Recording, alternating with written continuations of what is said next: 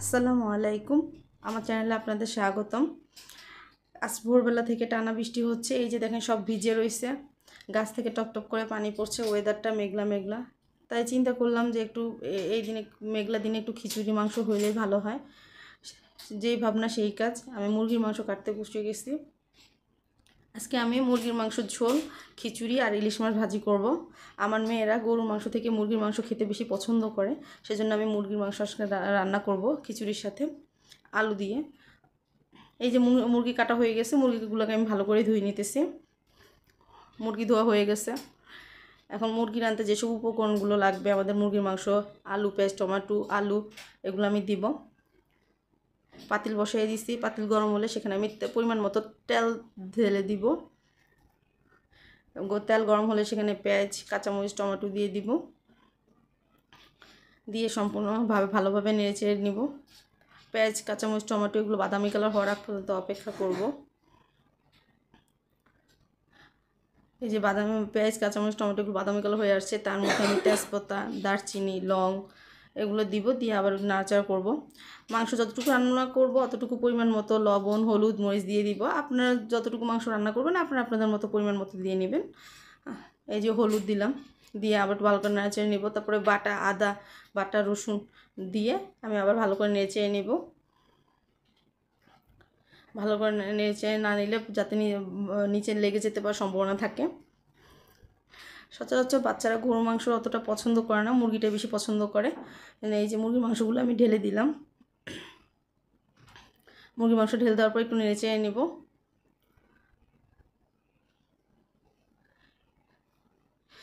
আমি খিচুড়ির জন্য মুগ ডাল নিছি, যে মুগ ডালটা একটু টেলে করে নিব। ভালো করে নেড়েচেড়ে একটু তেল নিব। যদি লাড়া বন্ধ করে দিই তাহলে দেখা যাবে যে পুড়ে যাওয়ার সম্ভাবনা থাকতে পারে, সেজন্য আমি মুগ ডালটা একটু ভালো করে নেড়েচেড়ে নিতেছি। কারণ আজকে আমি মুগ ডালের খিচুড়ি রান্না করব। এই যে পোলাও চাল ঢেলে নিলাম। এখন ধুয়ে নিব চালটা। এই যে পোলাও চাল ধোয়া হয়ে গেছে। আমি খিচুড়ি বসাই দিতেছি। খিচুড়ির জন্য ঘি দিব। এই ঘিয়ের মধ্যে টমেটো, কাঁচামরিচ, পেঁয়াজ দিয়ে দিব। দিয়ে একটু ভালো করে নেড়ে চেড়ে নিব। আমার কাছে খিচুড়ির মধ্যে মুগ ডালের খিচুড়িটা একটু বেশি মজা লাগে, সেজন্য বেশিরভাগ সময় আমি মুগ ডালের খিচুড়ি দিয়ে, এছাড়াও মসুর ডালের খিচুড়ি আপনার বলেন, অ্যাঙ্কার ডাল দিয়ে বলেন, অনেকে যে যার মতো পছন্দ করে, যে ডাল দিয়েই হয় খিচুড়ি অনেকটাই মজা লাগে ভালোভাবে রান্না করলে। সমস্যা নেই, যার যার পছন্দ। পরিমাণ মতো আমি লবণ দিয়ে দিলাম, একটু হলুদ দিয়ে দিলাম। যেহেতু এটা আমি খিচুড়ি আলাদাভাবে রান্না করতেছি, এখানে আমি কোনো মাংস দিব না। এই যে মুগ ডালগুলো ঢেলে দিছি, দিয়ে আবার একটু নাড়াচাড়া করে নিব।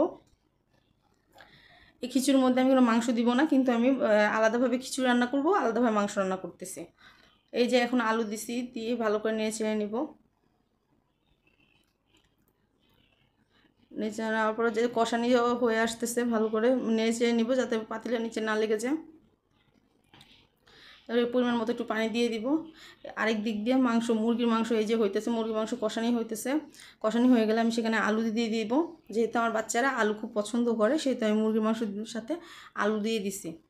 দেশি মুরগির সাথে একটু আলু দিলে একটু ভালো লাগে, যেহেতু এটা একটু পাতলা ঝোল করে রান্না করব। এই যে মাংসগুলো কষানি হইতেছে, কষানি হয়ে গেলে আমি পরিমাণ মতো পানি দিয়ে দিব। মুগ ডালে যে কষানি হয়ে যেতেছে, এখন আমি চালগুলো ঢেলে দিব, পোলাও চালগুলো ঢেলে দেওয়ার পরে একটু ভালো করে নেড়ে চেড়ে নিব। আমি এখানে দেওয়ার জন্য গরম পানি আগে থেকেই বসায় গরম করে রাখছি। গরম পানি দিব, তাহলে একটু ভালো লাগে। ঠান্ডা পানি দিলে জিনিসটা একটু ঠান্ডা ঠান্ডা বা ভালো লাগে না। এই যে আমি ইলিশ মাছ নিয়েছি, ইলিশ মাছের মধ্যে আমি কাঁচামরিচ, পেঁয়াজ দিয়ে রাখছি। এখানে একটু মরিচ, লবণ, হলুদ দিয়ে মেখে রাখবো। মেখে তারপরে আমি ভাজি করব। ইলিশ মাছের মতো ভাজি করার সময় অত মশলা দিতে হয় না, নাহলে যে ইলিশ মাছের যে নিজস্ব একটা সেন্ট ওইটা চলে যায়। সেজন্য হলুদ, মরিচ, লবণ, সামান্য একটু জিরা এগুলো দিয়ে আপনি যদি ভাজেন তাতে ইলিশ মাছ খেতে খুব মজা হয়। সেজন্য আমি আগের থেকেই এই ইলিশ মাছটা মেখে ভালো করে রাখতেছি।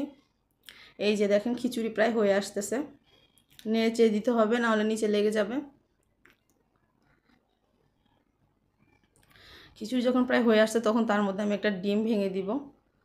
তা ডিমটা কেউ দিলেও সমস্যা নাই, না দিলেও সমস্যা নেই, কারণ আমার কাছে দিলে মনে হয় কি খিচুড়ির স্বাদটা মনে হয় যে আরেকটু দ্বিগুণ বেড়ে যায়। সেজন্য আমি অনেক সময় ডিমটা দিলে আমার খুব ভালো লাগে। যখন নাকি মাংস ছাড়া খিচুড়ি যখন রান্না করি তখন আমি ডিমটা দিই, তাহলে আমার খেতে খুব ভালো লাগে। খিচুড়ি প্রায় হয়ে আসছে, এর উপরে দিয়ে আমি একটু ঘি দিয়ে দিব। এই যে প্রায় হয়ে আসছে, খিচুড়িটা নামানোর সময় হয়ে আসছে। এখন এই যে দেখেন আমি ইলিশ মাছ ভাজার জন্য ফ্রাই প্যান বসাই দিছি, ফ্রাই প্যানের মধ্যে তেল দিয়ে দিছি, ইলিশ মাছ ভাজবো। ইলিশ মাছ দিয়ে দিতেছি। বাচ্চারা সচরাচর মাছের থেকে মুরগির মাংসটা বেশি পছন্দ করে। এই যে আমাদের মুরগির মাংস হয়ে গেছে, আমি একটু পাতলা ঝোল করে রাখছি, খিচুড়ির সাথে একটু ঝোল খাবে। এই যে আমার খিচুড়ি কমপ্লিট হয়ে গেছে রান্না।